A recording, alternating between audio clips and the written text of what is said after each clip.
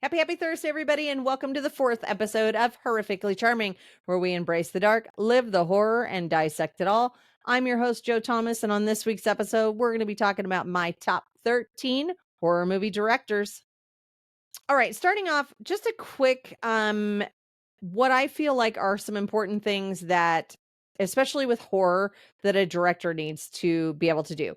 So for one, they need to be a storyteller. They have to be able to tell a good story. And I know people say that about any director, but definitely for me with horror directors, they need to be able to tell a story. Second thing, they must be good at building suspense. They have to be able to keep us right there on the edge of our seat.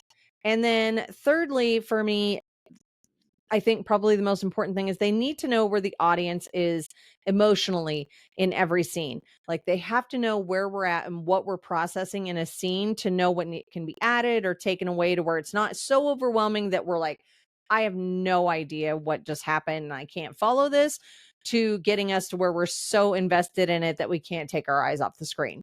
So that's something for me very important for directors. So again, we're going to go through the top 13 for me, and starting out for number 13 is going to be Greg McLean.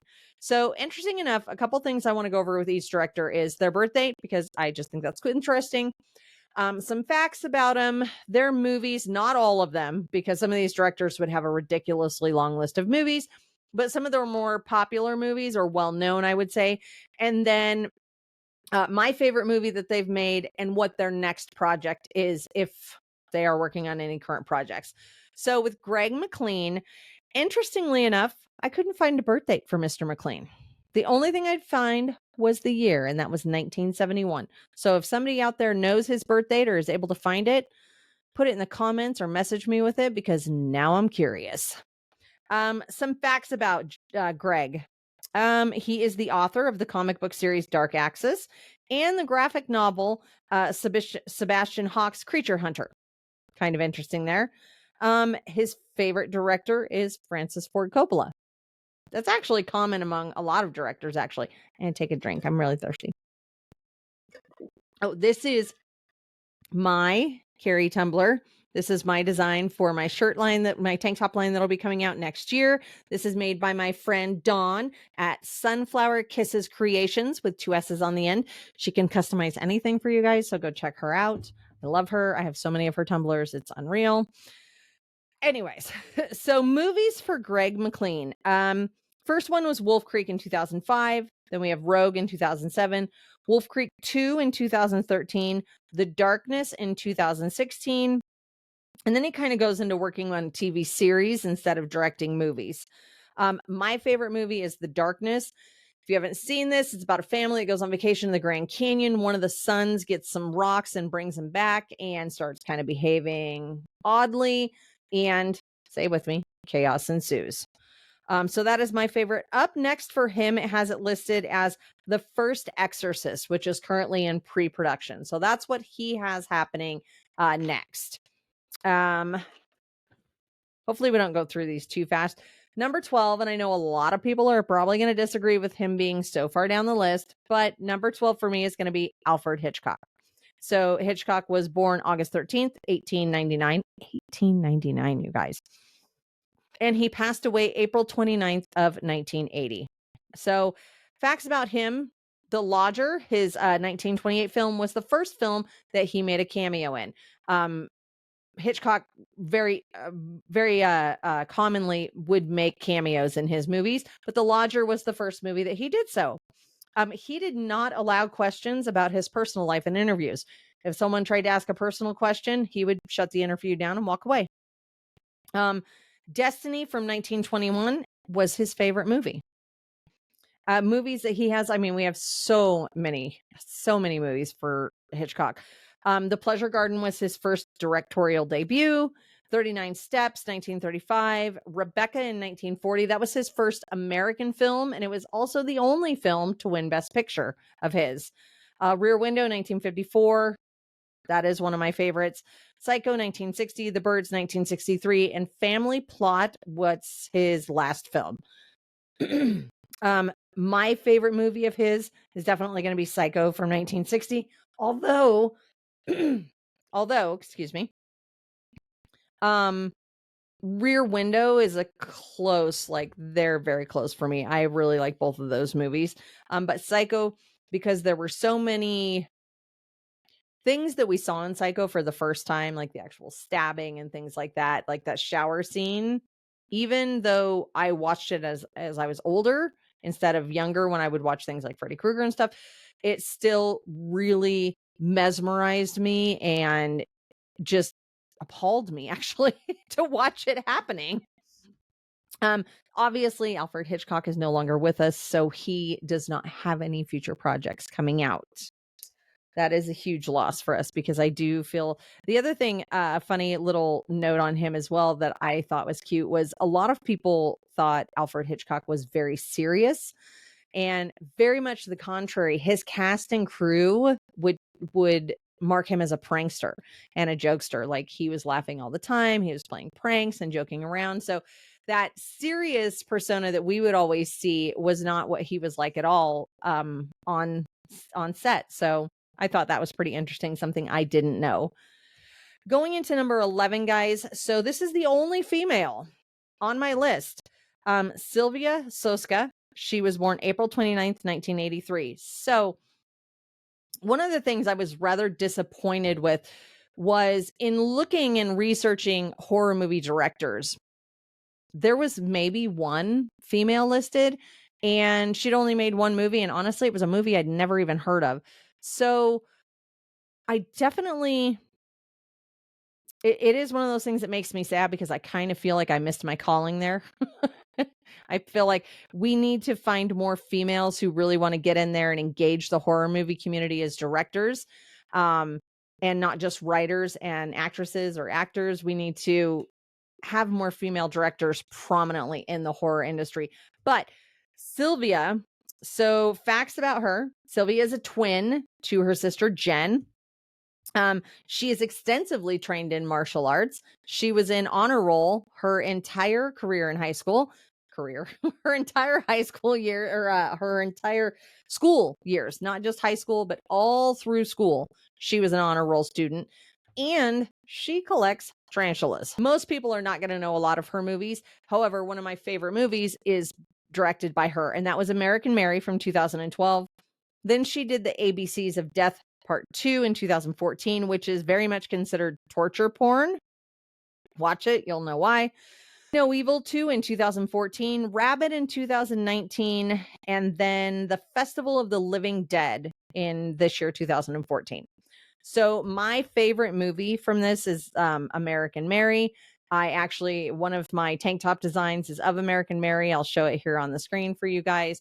So I put her on the list because that movie was one that I had never watched. And I was asking about watching horror movies, and somebody said, "Oh, you got to check out American Mary." And I loved this movie so much. I've probably watched it, and I only watched it, you guys, probably 3 months ago. And I've probably watched that movie 15 times. I really enjoyed it. I thought it was well done. I loved the way it's shot. I just loved everything about it. So American Mary for me, they do not show anything currently in production for her or in development or anything. So I don't know if she's working on anything currently, but hopefully she is because I would love to see more from her. Moving on to number 10 is Eli Roth. Eli Roth, obviously well known. April 18th, 1972, very close to my own age. He's actually just slightly older than I am. Facts about him. He writes all of his scripts longhand. Doesn't type them, doesn't use a computer. And here's a theme you will see with quite a few of these directors. He actually cannot stand the sight of real blood. Hates it, cannot stand it. His favorite movie is the Cannibal Holocaust from 1980. He is also a shark activist. I don't know where Stark came from. He is a shark activist and dives with them frequently, and does Shark Week, things like that. So I thought that was pretty cool. And one of the very coolest things I thought I found out about him is he has never lost money on a film, you guys. And that's kind of surprising. So when we go into his movies, and again, where I'm not doing all of these directors' movies, I'm just doing some of the more well-known ones. But Cabin Fever from 2002, he recouped 15 times the budget on that movie. For Hostel in 2005, he recouped 20 times the budget for that movie. So those two alone, you would think would have lost money. Nope. He's never lost money on one. Hostel 2 came out in 2007. Green Inferno came out in 2013. Knock Knock came out in 2015. And then Thanksgiving came out in 2023. So for me with these, Knock Knock and Thanksgiving are pretty much tied for my favorites. Knock Knock because I love Keanu Reeves and I will watch anything the man is in. I don't care if he's standing in pudding. I will watch it and I will pay to watch it, okay? But Thanksgiving was actually, it was just a fun movie. Like I really enjoyed that horror movie. I just the oven scene, yes, I loved it. It's great. Up next for him, it looks like Thanksgiving 2 is currently in development. So that's going to be his next project that he has listed. So I'm looking forward to see how they work on that. Number 9, Sam Raimi. So Sam Raimi was born October 23rd, 1959. Facts about him. He attended high school and was roommates and is currently best friends with Bruce Campbell. So went to high school with him, then they were roommates, and they are currently still very good friends. Favorite movie is The Treasure of Sierra Madre from 1948. I have not seen this one. However, I have put it on my watch list because anytime I hear of a movie that I haven't watched, I like to watch it. Doesn't have to be horror, but hopefully this is horror. I don't know. He was actually considered to direct Batman in 1989, but was deemed too inexperienced, so he was passed over for that. That was kind of shocking for me. Movies for him. The Evil Dead 1981, Evil Dead 2 1987, Army of Darkness 1992, Drag Me to Hell 2009. So my favorite of all of those is obviously Evil Dead 1. I'm a big fan of that. I love this whole franchise here. I really did enjoy Drag Me to Hell, though. That was actually a good movie. Up next for him, it looks like it is the King Killer Chronicles, and that is currently in pre-production. I'm not familiar with that, so if anybody knows anything about that, leave a comment here and let me know what that is. If not, I'll try and do some research and find out on my own. We're going to go to number 8. Oh, I love number 8. This when we get into this high, like 8 and up, 6 and up, were really hard for me to get in the right order for me because I love all these directors so much. Clive Barker is going to come in at number 8. October 5th, 1952 is his birthday. So some facts about him. He's a fine artist. He actually has drawings and paintings that are displayed in art galleries. He has a fear of blood and admits he will be the first one to faint at the sight of real blood. Again, there's this theme on this with directors. He loves comics and wrote his own series. And he insisted on directing his own work when he saw what is it? He saw Rawhead Rex and said he felt that he did the screenplay for that. And he saw it and he felt like it was too distant. Like he didn't like the way it was directed. So he, from that point on, insisted that he direct all of his own works. His biggest work, obviously, is probably going to be Hellraiser. Hellraiser 1987, you've got Nightbreed from 1990, and then The Lords of Illusion from 1995. Here's a little tidbit I found out. So he originally signed away all rights to the character and the story of Hellraiser before it even came out in the theaters. However, due to a copyright law, he was able to regain those rights in America. So I thought that was pretty cool. My favorite movie of his, obviously Hellraiser. I love Hellraiser. It's just one of those movies that, again, I can watch over and over and over again. I'm not going to lie. I was kind of excited to see the remake of it. But again, if you watched my previous episodes, they took so much of what made it Hellraiser, the sexuality in it and things, that it just did nothing for me and I did not enjoy it. Even though he was part of that, which I did not know, and I was very sad to find out, you guys. Moving on to number 7, Mike Flanagan. I love Mike Flanagan. May 20th, 1978 is his birthday. And let's see, Jaws is one of his favorite movies. He didn't watch horror films until he was older because he was too scared of them. And he is a Stephen King superfan. And in fact, the book Gerald's Game, if you've ever read it, they had wanted to make a movie out of it, but it was such a difficult book to adapt into film that they just never got the project done. However, Mike Flanagan came in and King trusted him with it, and he took it and he ran with it, and it's amazing. So for his movies, you've got Absentia from 2011, Oculus from 2013, Hush from 2016, Gerald's Game 2017, Doctor Sleep 2019. And then he moved into series work where he's doing more television series. So my favorite movie of his, easily hands down, is Doctor Sleep. Again, I'm going to put some artwork up here. This is Rose the Hat. This is going to be one of the tank top designs that we'll be coming out with next year. So look for that. I love Rose the Hat. I am obsessed with her as a character. I think she is probably one of the most iconic female horror villains of all time. I'm going to do a whole episode just on her because she's crazy and I love her. Let's see. Up next for him. Oh, it says untitled, but it's The Exorcist Untitled, and it's currently in pre-production. So we'll see what happens with that. Number 6 is James Wan. And again, it's got so hard for me, you guys, on trying to figure out where I wanted to put these directors in these top slots because I just love all of them. I think they do incredible work. James Wan, probably should have gone higher. February 26, 1977. So facts about him. He created the Saw and the Conjuring universes.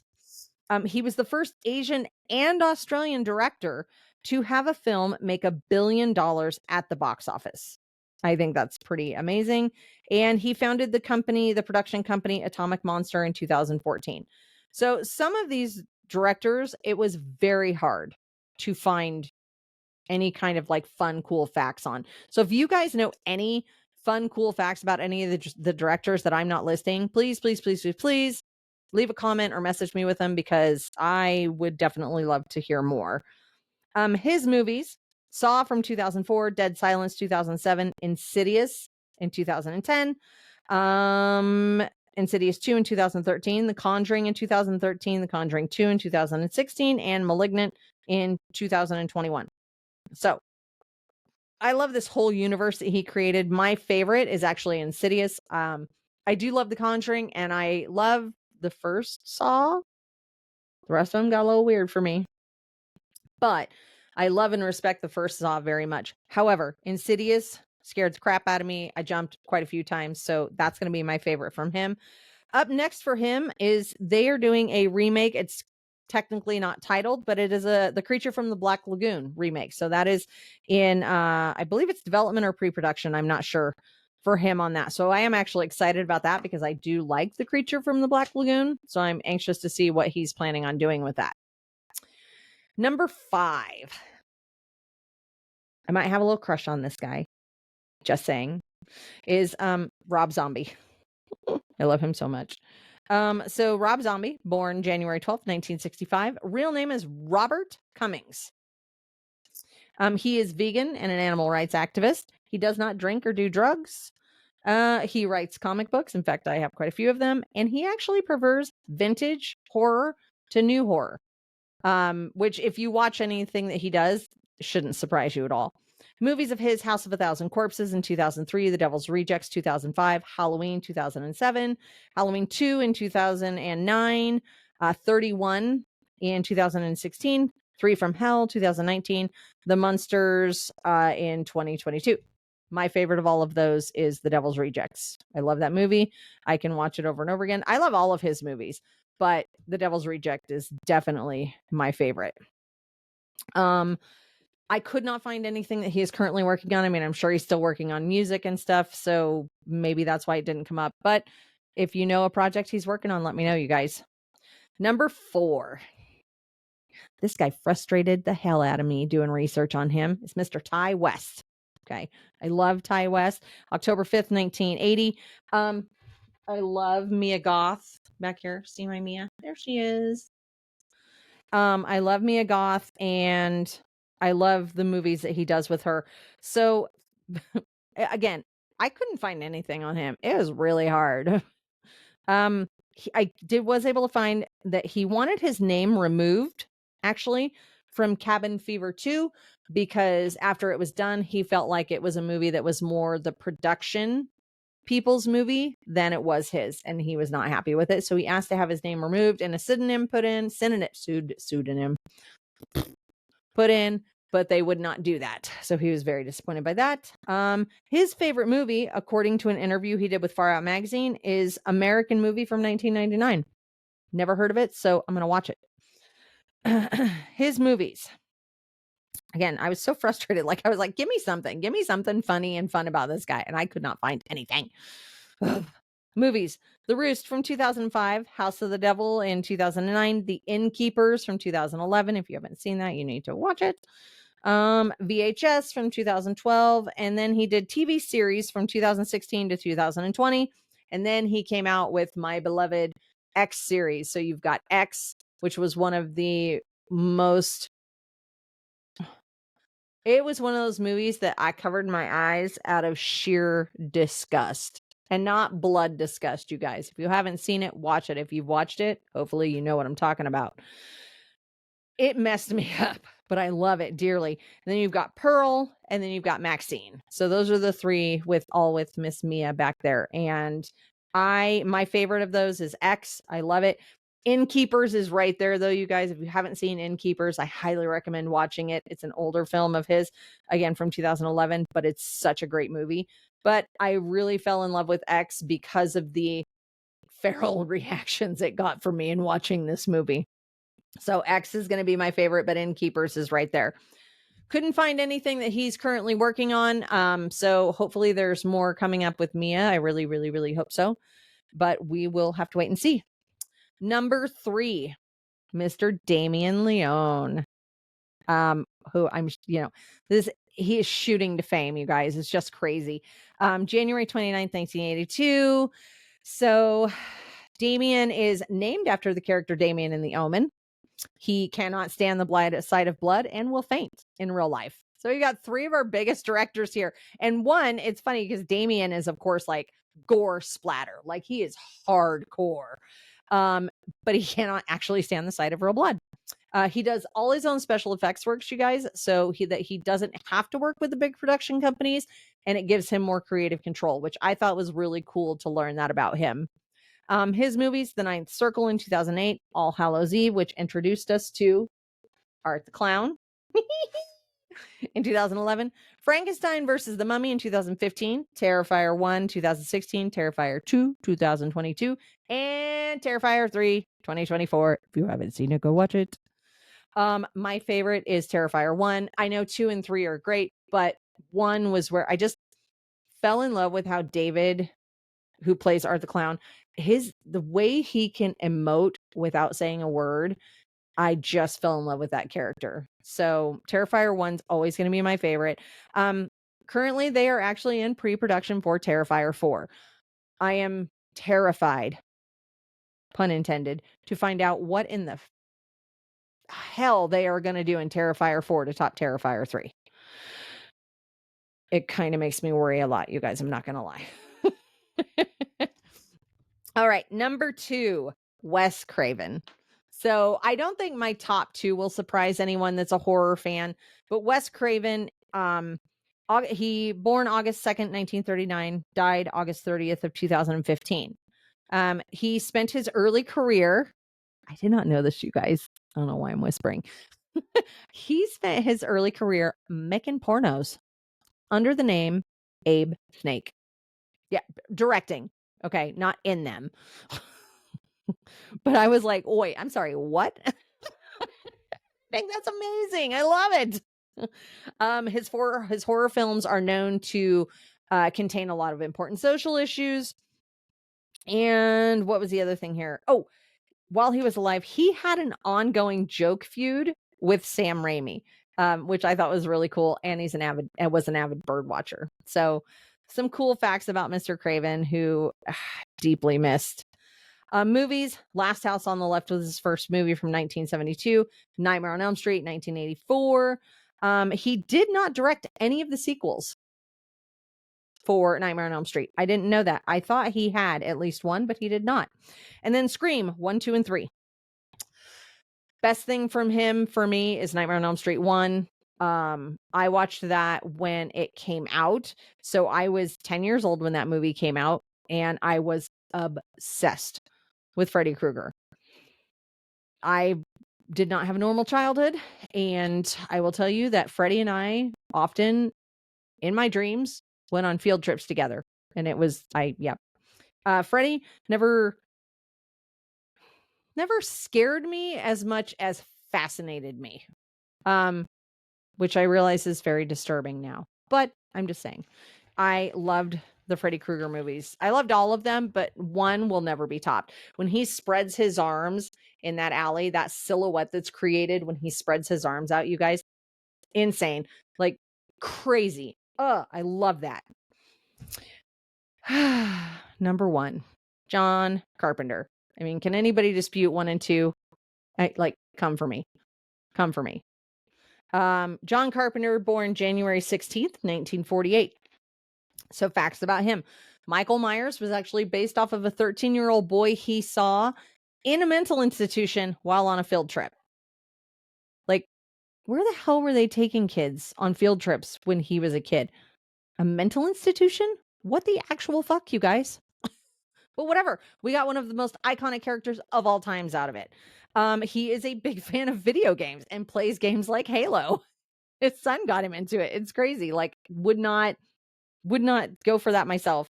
Think that would be something of him. He and his wife actually co-own Stormy King Comics. I was pretty good at knowing a lot of the horror people related to comic books, and I had no idea about that. So that was really cool to learn. And here's something that might shock you. He actually turned down the opportunity to direct Top Gun, Fatal Attraction, and Zombieland. He turned down all of those, you guys. Just crazy for me. But we've got so much out of him. So his movies, again, I'm not listing all of them, guys. These are just some of the more common, well-known ones, not common. Revenge of the Colossal Beast was his first in 1962. Dark Star in 1974, Assault on Precinct 13, the original, not the remake, and from 1976, Halloween from 1978, The Fog from 1980, and Escape from New York 1981, and The Thing 1982. So for me, my favorite will always be Halloween. Michael Myers was the first character. And I watched a lot of horror when I was young. There's a story behind that I'm not going to get into, but I watched a lot of horror. I mean, starting at the age of 6 and 7, you guys. Michael Myers was the first character that terrified me. And to this day, if I'm at a Halloween party and there's a guy that's the right size, he has to be the right size of Michael, and he's dressed, the mask fits well and the jumpsuit dressed well, and he legit looks the part. I can't do it. I know, but it just, my pulse races just thinking about it. Michael scares the crap out of me more so than any other horror character there is. So Halloween is always going to be my favorite. And again, John Carpenter, now I know he's up there in years, but I didn't see anything that he is currently working on. So he may just be retired and loving life right now, you guys. There was somebody though, and I believe it was Clive Barker. I know that with him, I believe I said that there's nothing that he's currently working on. However, Clive is a very, very accomplished author and writer, you guys. So I know right now, from what I've seen, he is working on his writing and novels and things like that. So that's probably what he's working on. So there is my 1 through 13, guys. And I know some people won't agree with them. I would love to hear if you have somebody that I left out of there that you think should have been put in there. Please let me know. But for now, we're going to say thank you to all you guys for your support. That's the only way that this is possible, is having you guys come in, take a listen, give a like, leave a comment. The social medias are all up and working. We've got Facebook, Instagram, and TikTok. all going. We also have the podcast now on, honestly, too many platforms, you guys. We've got it on Spotify and YouTube if you want to watch the video version. The audio versions are available on Amazon Music, Apple Podcasts, and iHeartRadio. Next week, we're going to be doing a deep dive. I'm going to start my deep dive into the decades of horror. So next week, we're going to be going through 1930s through the 1940s. We're going to get in there and discover all the goodness of those 2 decades for horror. Until then, you guys, this is Joe Thomas. Thanks again for tuning in, you guys. May every day be filled with horror and sprinkled with charm. Thanks again, guys. See you next week.